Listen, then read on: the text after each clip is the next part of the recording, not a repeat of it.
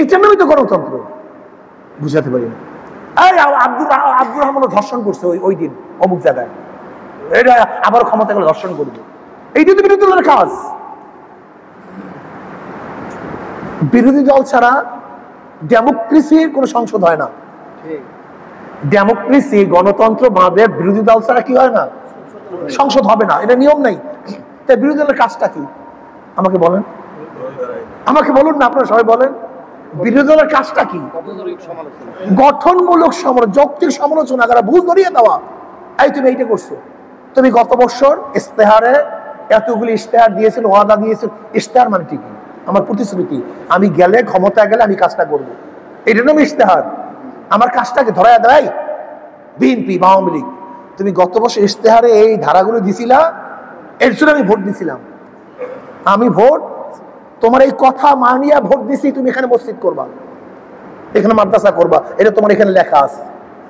কাজে যেহেতু তুমি তোমার ইশতেহার অনুযায়ী মাদ্রাসা মসজিদ করো নাই, তুমি এখানে ভোট চাওয়ার অধিকার রাখো না, যেহেতু তুমি ওয়াদা খেলাফ করছো, মিথ্যা কথা বলছো। আমি ভোট দিছিলাম এই কারণে। এইটা না ডেমোক্রেসি? হ্যাঁ, আমাদের দেশের জাহেলরা ইসলাম তো দূরের কথা, যে ডেমোক্রেসি ডেমোক্রেসি, গণতন্ত্র গণতন্ত্র, সেটাও জানে না। সমস্যা এই কি যে বলি, কত কোন মূর্খতার সাথে রাজনীতি করা শুরু করছি ভাইও। কথা শেষ। 53 বছর এই খারাপ লোকগুলির সাথে আমরা ছিলাম। আমি যে কথা বলতে চেয়েছি, খারাপ লোক কোনোদিন মানুষকে ভালো বানাতে পারে না। 2 নম্বর জমিতে 1 নম্বর ফসল হয় না। 2 নম্বর উস্তাদের কাছে 1 নম্বর ছাত্র গঠন হয় না। 2 নম্বর নেতার কাছেও দেশ কোনোদিন 1 নম্বর হবে না ভাই, হবে না, হবে না, হবে না। বিএনপি ক্ষমতা আসে নাই, একটু ঘ্রাণ পেয়েছে, অবস্থা দেখছেন। আমরা সবাই এলাকার মানুষ, গ্রামের মানুষ। আমাদের সবচেয়ে সুবিধা কি জানেন? আমরা তো গ্রাম্য। অনেকে তো রাজনীতি করে এসির মধ্যে, গ্রামের খবরও রাখেন, আর আমরা তো সবার সাথে পার্টিসিপেট করি, একেবারে নিম্নের থেকে নিম্ন, উপরের থেকে উপরে। এর জন্য আমরা বাংলাদেশের চিত্রটা আমাদের কাছে যত স্পষ্ট আছে, তারেক জিয়ার কাছে এত স্পষ্ট হবে? বেচারা তো অনেক দিনই বাইরে।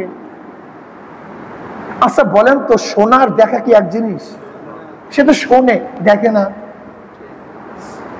আমি কথাটা বোঝাতে পারি না।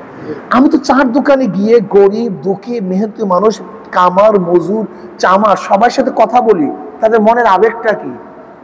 আচ্ছা, আমরা বাংলাদেশের চিত্রটা যত আমাদের সামনে স্পষ্ট, প্র্যাকটিক্যাল, অন্য রাজনীতিবিদের কাছে কিন্তু প্র্যাকটিক্যাল নাই, স্পষ্টতা নাই। এর জন্য আমি মনে করি আমাদের সম্মিলিত ভাবে এই সমাজকে গঠন করা, এটা আমার দায়িত্ব। এটা একার কোনো কাজ না, এটা ইউনিটি।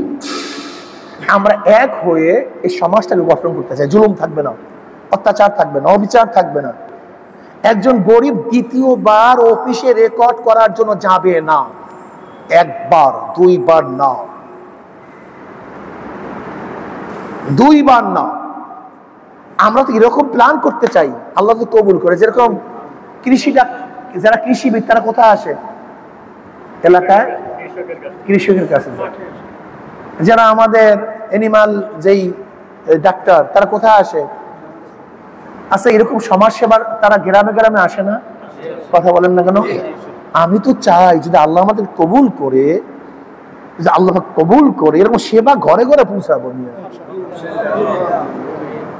ঘরে ঘরে সেবা পৌঁছাবো। তোমার কাজটা কি? বৈশা বৈশা ওখানে মাক্ষি মারা আর অফিসে গিয়া ঠ্যাং ঝুলানো, এটা তোমার কাজ? হ্যাঁ, কি করতেছি কি দেশটাকে? আজকে যারা কৃষিবিদ আছে, যারা কৃষি মন্ত্রণালয় চাকরি করে, এরা যদি গ্রামে গ্রামে সমস্ত কৃষকের কাছে গেলে, ভাই তোমার খবর কি, তোমার অবস্থাটা কি, আর আমরা যদি প্রতিদিন রিপোর্ট কালেকশন করতাম, কি মনে করেন? আমরা যদি ইন্টারেস্ট ব্যক্তিতে সবাই কৃষকদেরকে লোন দিতে পারতাম, অর্থ দিতে পারতাম, কি চিত্রটা কেমন হইতো? হ্যাঁ, এই গ্রাম্য ডাক্তারের কাজটা কি? এই যে প্রত্যেক ইউনিয়নে সেবা কেন্দ্র করার কাজটা কি? সব তো জনগণের সেবা, কিন্তু সমস্ত অর্গানগুলি নষ্ট হয়ে গেছে, সমস্ত রোগের রক্ত চলাচল বন্ধ হয়ে গেছে মাথা নষ্ট হওয়ার কারণে। ব্রেন এফেক্ট হওয়ার কারণে, ওই মূল জায়গায় সমস্যা হওয়ার কারণে, মূল নেতার সমস্যা হওয়ার কারণে। এই জন্য আসুন অর্গানগুলিকে আবার জারি করি, আবার রক্ত চলাচল করার ব্যবস্থা। আর ইসলাম ছাড়া এটা হবে না, এটা হবে না, হতে পারে না। আসুন না আমরা সবাই সম্মিলিতভাবে রাষ্ট্রকে গড়ি, এই দেশটাকে গড়ি, সবার অধিকারকে ফিরিয়ে দিই। ওর ইসলামী ফুবিয়া ঢুকাইয়া দিছে, ইসলাম মানে আতঙ্ক। আমি প্রায় জায়গায় বক্তৃতা করি, এই আমাদের অনেক ভাইরা দাড়ি ছাড়া এখানে আসছেন, আসেন নাই? মসজিদ সবচেয়ে পবিত্র জায়গা না? আপনাদেরকে বের করে দিচ্ছে এখান থেকে। কি আজীব মানুষ, মসজিদ সবচেয়ে পবিত্র জায়গা, সেখান থেকে কাউকে বের করে নেই। আর তুমি দাড়ি কাটলে, দাড়ি ছাড়লে, টুপি ছাড়লে, সুন্নাত না অনুযায়ী চললে এই দেশ থেকে তোমাকে বের করে দিবে? হ্যাঁ, এরকম ঢুকেইছে ইসলামের ভূমিয়া। ইসলাম মানে আতঙ্ক, ইসলাম মানেই জানি কি, ইসলাম মানে শান্তি নিয়া। আমি অনেক সময় বলি, একজন গাঁজাখোর আমাকে বলে, হুজুর ইসলাম হুকুমত আসে, আমার গাঁজার অবস্থাটা কি হবে? ব্যক্তি নেশাগ্রস্ত হতেই পারে, কি হতে পারে না? তার তো টেনশন দুনিয়া টুনিয়া, গাঁজার অবস্থাটা কি? আমি বললাম, ভাই তুমি কি মসজিদে গিয়ে গাঁজা সেবন করতে পারো? না হুজুর। বলে কেন?